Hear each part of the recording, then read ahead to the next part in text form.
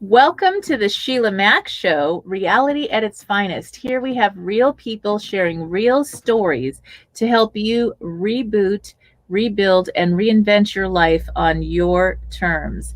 I'm Sheila Mack, your host. And today we have Bethany Perry here. She is an award winning coach, best selling author, and the founder of the Kaizen Woman.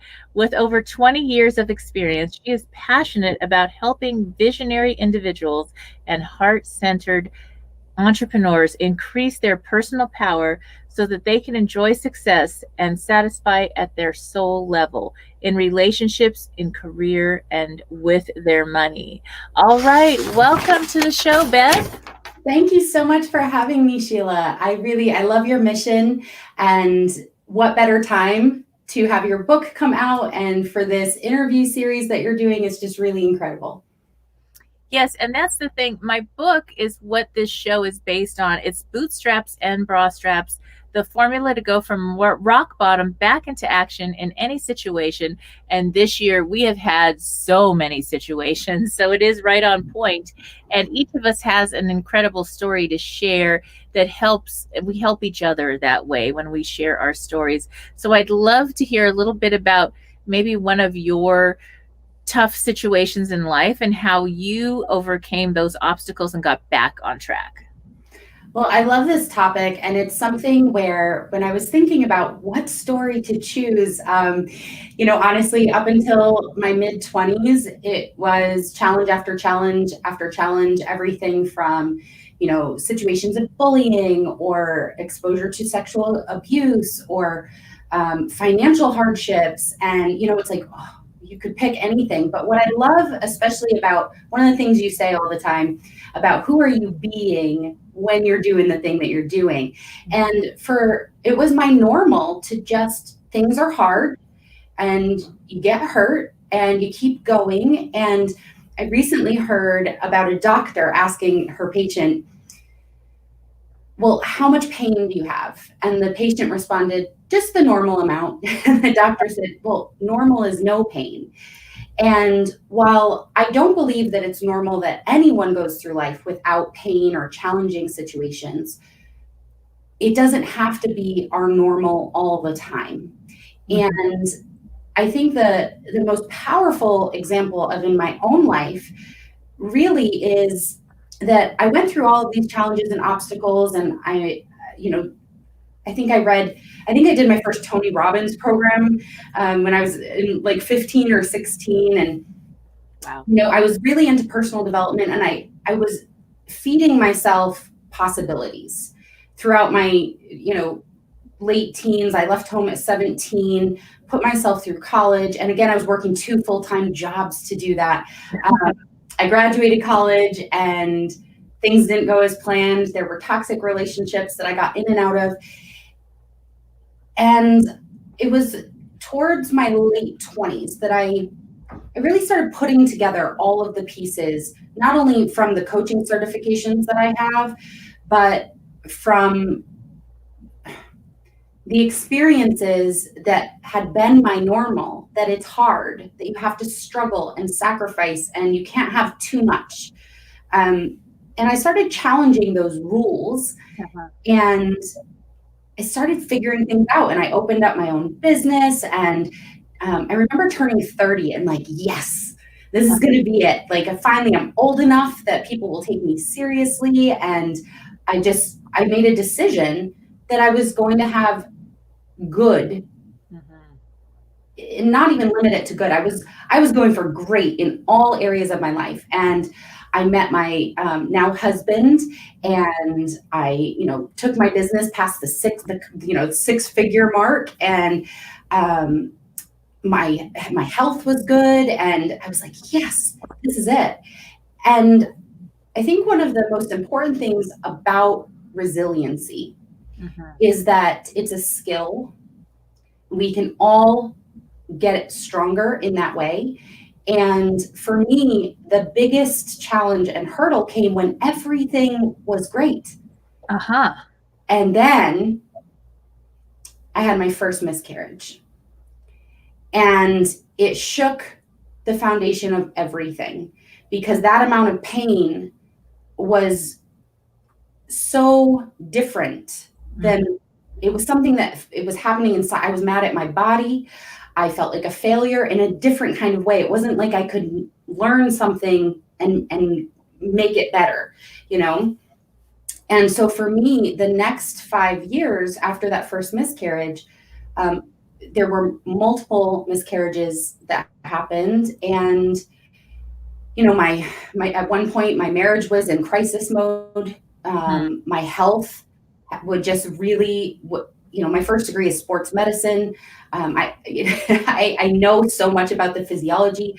And so for me, those multiple miscarriages, it just required personal development and soul work on a level that I had never had to dig that deep before. And, you know, the going through the process, I think one of the most important things, takeaways that I'd love for listeners to hear right now is that we get to decide what meaning we give a challenge or obstacle.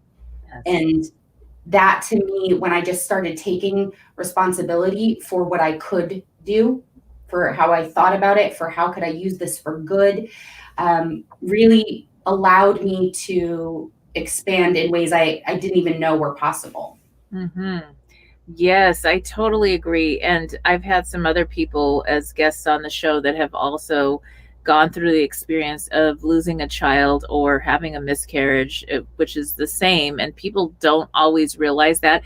They don't want to talk about it. And it's important to have open conversations about these things. It happens to many women, and sometimes multiple times these days it seems to happen, and people don't understand that because it's been something we don't talk about.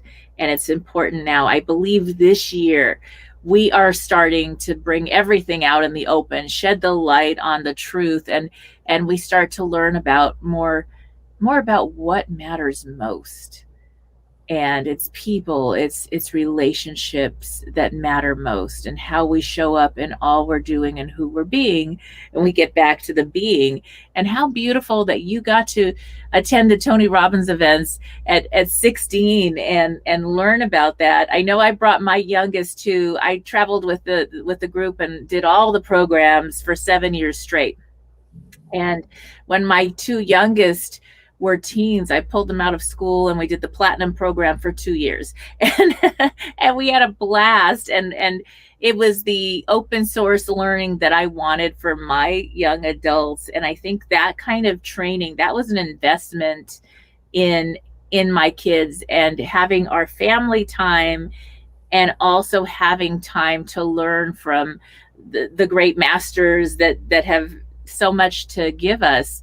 So it sounds like that training really helped you move forward in your life, or have a resource of the personal development mindset to keep going when you had those rock bottom tough situations show up. Yeah, I mean, it absolutely did. And to be clear, I didn't get to go to an event. I think it was CDs. Okay. You know, way back when, when that was the thing. And it was a full program that I did on CDs, and it opened the door, and I, you know, started reading books, and just really, I was hungry to know and see examples of other people getting through difficult situations. And it's why I'm so passionate and willing to share my story. Like you mentioned, it's October is actually National Pregnancy and Infant Loss Awareness Month. So what perfect timing for, as we're recording this right now, it's October. But it is something, you know, it's not like that's only something people go through in October. And, you know, for me, the power of the human spirit, when we choose what we focus on, and, you know, where focus goes, energy flows. And I remember at one point redefining, because I personally believe that if we have a desire in our heart, that it's meant for us. Mm-hmm. And I had such a strong desire to be a mom, and it was the top priority. It's why I sold my in-person practice and moved my business online, was because I wanted the family life of being able to be really present. And I remember, like I said, I was mad at I went through all the grieving stages, and I was mad at myself. And for anyone that's listening, statistically, everyone knows, either if they haven't been through it themselves, they know someone close in your life who has. And like you said, Sheila, it's not been socially supported publicly. It hasn't necessarily been safe to talk about. And what I think, even the best intentioned loved ones don't know what to say. And so, there's, first of all, saying nothing is really painful. But, you can be honest and say, I don't know what to say, but I love you and I'm here. And, I'm happy to share other specific tips, since that's actually one of my strong points that I work with my clients on, is how to communicate and have uncomfortable conversations, if you'd like. But I think even more than specific things to say, right? Like that one really covers everything. You can just say, I don't know what to say, but I love you and I'm here. Yeah. And as someone who's been through it personally, I can promise you they will tell you what they need to say, or they'll tell you if they need you to just sit quietly with them. And if we can be willing to be uncomfortable with someone else's pain, it actually does improve our ability to stay present with ourselves in our own pain. And luckily, my story has a really happy ending. My beautiful 2-year-old son is out for a walk at the park right now while we're having this conversation. And, but it was through the process, I really believe that I was able to detach from the pain, whether I ever would have been so lucky as to have my little baby boy. At one point, I redefined what being a mom meant to me, because I knew that it was, if it's on my heart, I'm meant to have it. But what if there's another way I could have it? And when it comes to being a mom, like could I adopt? Like there's that. I actually, like, through my business, we adopt a student through a foundation called Chikambuso, which I lived with the founder. Everyone calls her Mama Linda. I lived with them in Africa, so that was a way that I could, make a difference in a child's life. And I started looking for, like, what are just the smallest things I can do to help satisfy my desire for being a mom. And I eventually gave myself permission to redefine that. To me, being a mom meant having an impact on the next generation in whatever way I could. And I started living that in my life. I started, being available to make a difference, even if it wasn't the ideal plan or the way, right? The how is none of my business. And so by going through that process, that challenging 5-year period, really, where everything, I thought I had done it all the personal development, all of the skills training, business school on top of my other degree, all the certifications, successful business, successful marriage. Like, on the outside, it was like, did I really tick all the boxes? And it doesn't make us immune to future challenges. And I think trying to get to a place where it's safe and comfortable at some point gets boring, in my opinion. But it's also as safe and as comfortable and as protective of that as we might be at any point. Life happens. So by going through, all of these really hard challenges in my younger years, I had developed a sense of resiliency that did support me in these tougher times.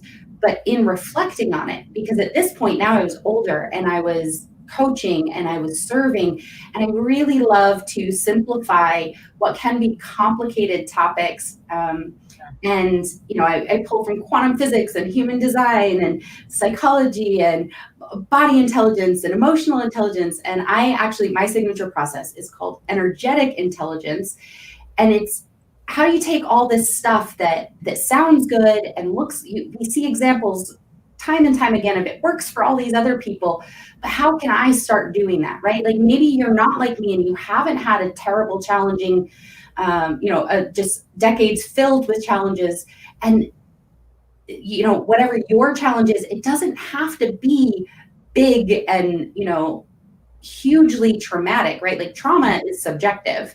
So 2 kids fall out of an apple tree. One kid is like, I'm never eating apples again. That was the worst thing ever. And the other kid is like, oh my gosh, even though I broke my arm and I have a cast on, this just means I won't break it again. I can go climb the apple tree again. It's personal interpretation. But I'd love to share like a 3-step process that anyone listening can start. You can do it without needing the Tony Robbins events or the books or anything. If that feels helpful, I'd love to share. Yes, please do. Okay, so I love a good acronym, and this one is it's CPR. When you need some CPR for your relationships, for your mindset, for your emotional well-being, for your finances, this works everywhere. What area of your life needs some CPR? And it's 3 simple steps. The first one is get curious. Now, this isn't the same as worrying about it 24/7 and thinking all in your head about the how and how things could get wrong. It's about really stepping away from the emotional attachment to the situation as much as you possibly can. Again, this is part of developing your resiliency so that when challenges come up in your life, it's like a muscle, it's an emotional muscle, a mental muscle that you can build by getting curious and being as objective as possible and just looking at what is going on. What would so-and-so think about what's going on? Did you want to say something there? Oh, yes. That makes me very curious. I love that. It is important. It is something sometimes we forget about, the curiosity. You think about when you're younger, you have that open-mindedness, that curiosity, and then we start following so many rules and you need to be this way or that way. So continue. That's great. I love it. Yes. So being curious like a child, I love that. That was a perfect reminder that we all know how to be curious. We knew how to be curious when we were little. Mm-hmm. So even if it's more difficult, if you find yourself getting stuck in your head, remember you do know how to do this. It came naturally to you at one point and it can come naturally to you again. So dust off those curiosity muscles. The second step in CPR is possibilities. And so once we've been curious, we can look at, well, what are the possibilities for something that would be a solution or something that would have an impact on this? And now we might not always get it right, and you're not even making a decision yet. We're just looking at the possibilities. And this, the permission that we need to give ourselves in this step is to look at all of the possibilities, because oftentimes what people will do is they'll write down, okay, well, I could do this, this, or this. Right. And that's the things that they would be willing to do, and that's how they would like it to get resolved.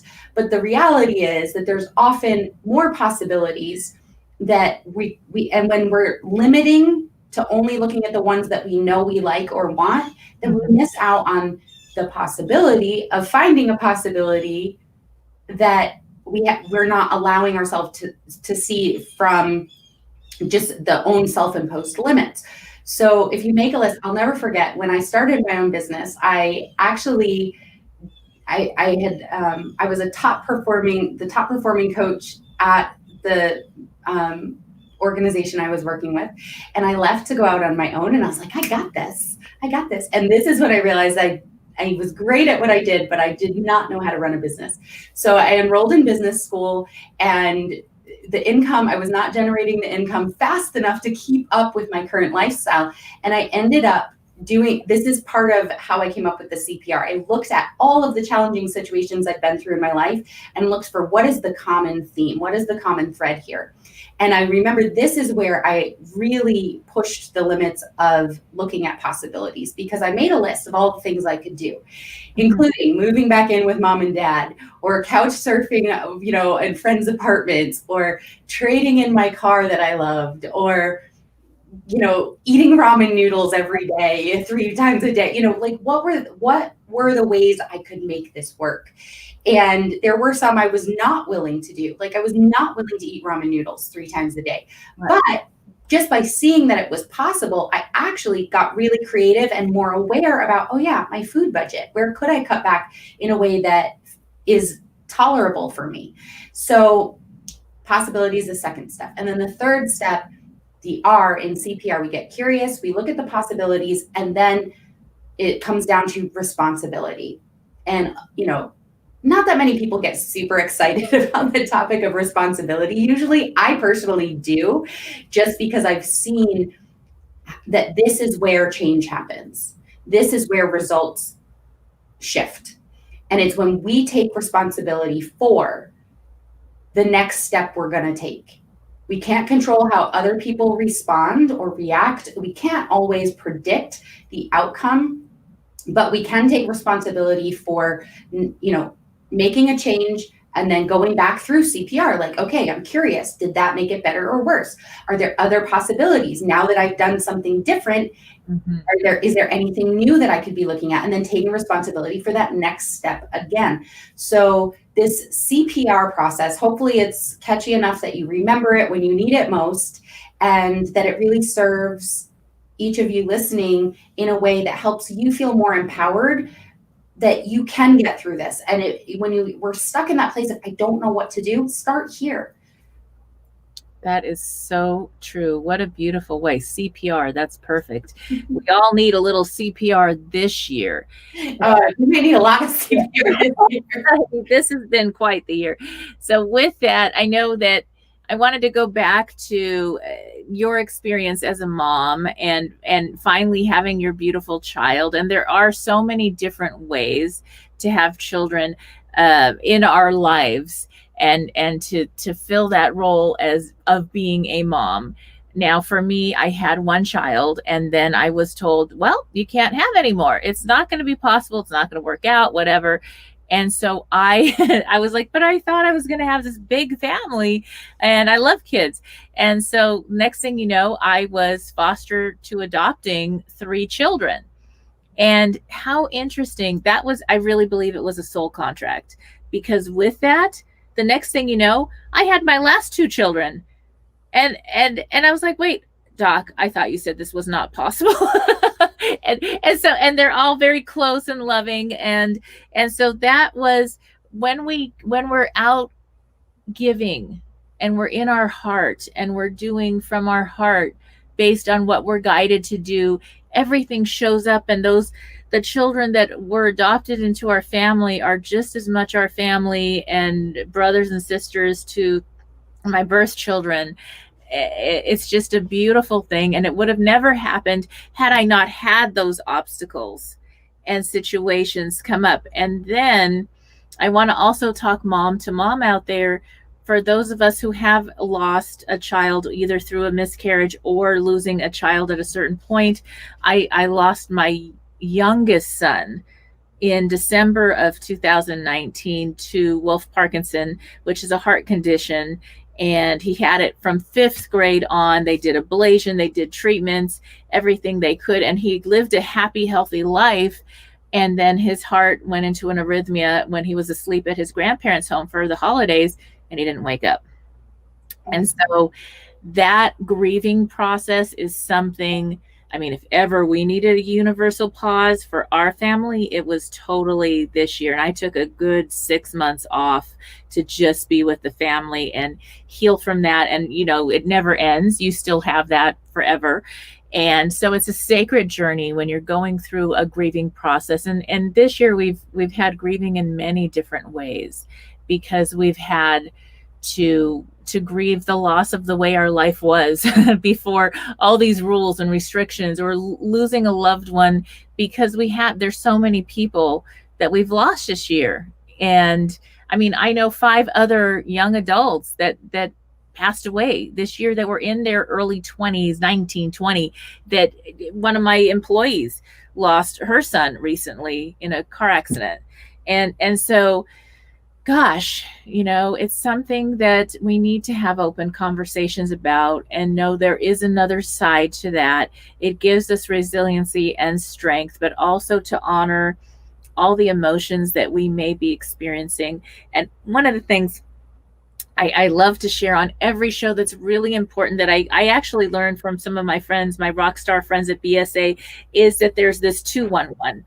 Did you hear about the 211? Mm-hmm. Okay, I didn't know about this. And I ask everybody, have you heard about this? And half the people I ask have never heard about it. It's such an amazing resource. Yes. And so this year, people that have never needed a resource need a resource more than ever. So I want to make sure to share about that real fast on the show, because that's something you put in, you Google 211 and your state in the United States, and you will get resources for getting grief support if you're going through the loss of somebody, or some kind of mental health help, or suicide hotlines. You'll get rental help with making ends meet and getting food on the table this year. For some people, it has been a struggle that they have never experienced in their life due to the circumstances that are way out of their control. And so I want to make sure that that information is available, and you can also dial the 211 and you will be connected to resources you may need. And then getting into community with one another. I have a community support page on Facebook, and I make sure to connect with everyone, and we share about our ups and downs and guide each other through that. So that's really important that we come together and talk about these things. I'd love to learn more about what the Kaizen woman. I love the method and the Kaizen women. I'd love to hear more about that. Sure.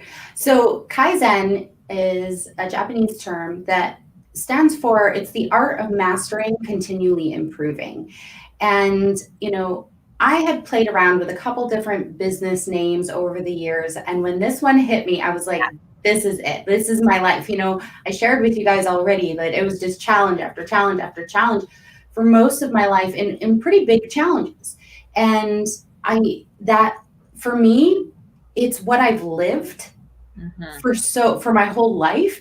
And I know, I've seen as I've been growing my community around this, that there are other people that also have a desire to continue to grow and improve, and to have honest conversations, and to get more powerful at being vulnerable and being good listeners. And so for me, the Kaizen woman is an expression of who I am, but it's not a label that's just mine. It gets to be, and because it is me and I do identify as a woman, that's where the name comes from. It's a personal brand, but we're an inclusive community.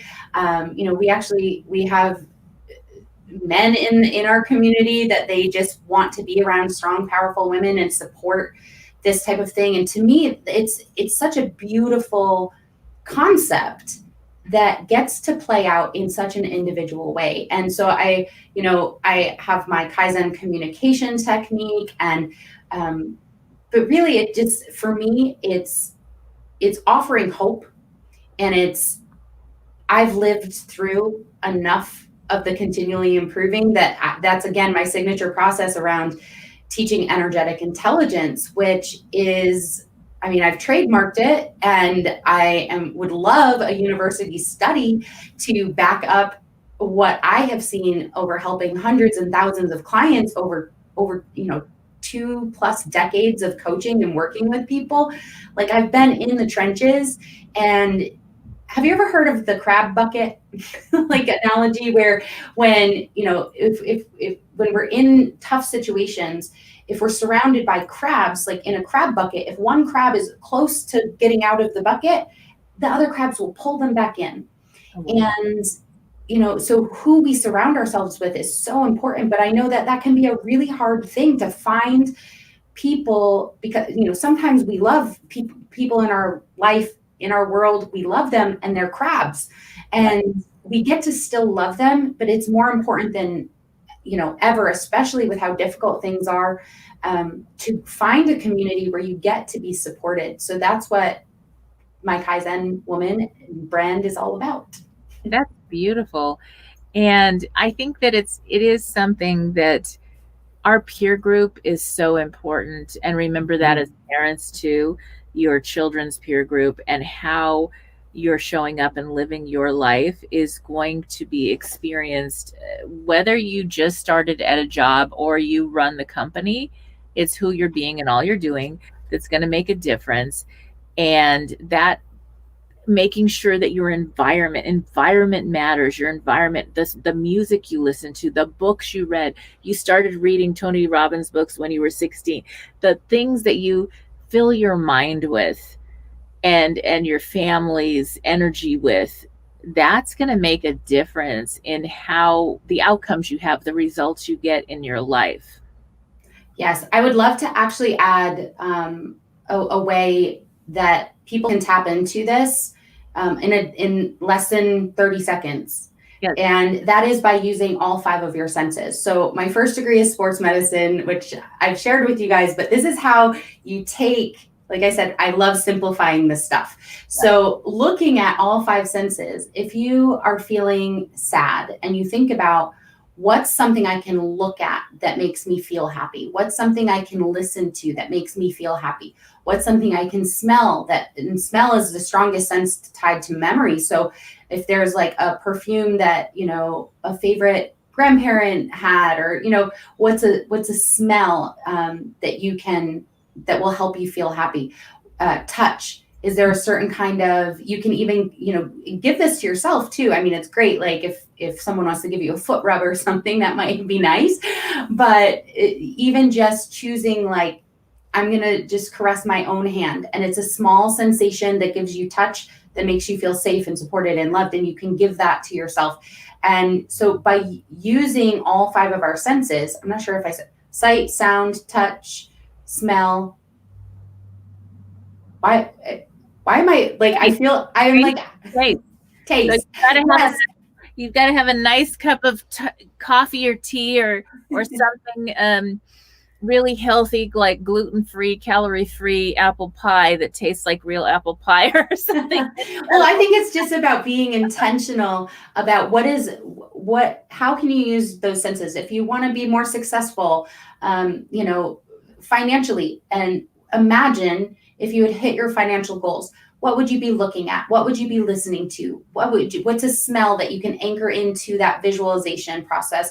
What's something you could taste? Again, I actually, I very often on my interviews will drink out of a wine glass. I'm kind of notorious for this purple wine glass that I have, but it's just club soda. But the little fizzy bubbles, and if it's like a little dash of cranberry juice sometimes, like it makes me feel fancy and it makes me feel happy. And so we can use all of our 5 senses to help tap into actually feeling that way. And it's not about pretending that you're not scared or sad or uncomfortable or whatever you're feeling. It's not about pushing it away or ignoring it. It's about saying, this is how I feel, but I desire to feel a different way. That's something that anyone can do very quickly. And the more often you do it, the better you get at it. And you start knowing, like, oh, I can get myself in a good mood with this song, or here's my pump me up playlist, or, and it's because as much as community is important, it does start with us taking responsibility for how we show up for ourselves, because that's what teaches other people how to treat us. So when we make ourselves a priority and take a few minutes, and trust me, as a mom, that's one of the biggest things I hear I see is that we put our kids and our families and our clients and, everything else before ourselves. And I think it's really kind of backwards as far as what gets effective results so that people can have happier lives. Exactly. I mean, think about it. Would you want your child to grow up and put themselves last? Absolutely not. And yet that's what we're modeling. And our kids, they will do what we show them, not what we say.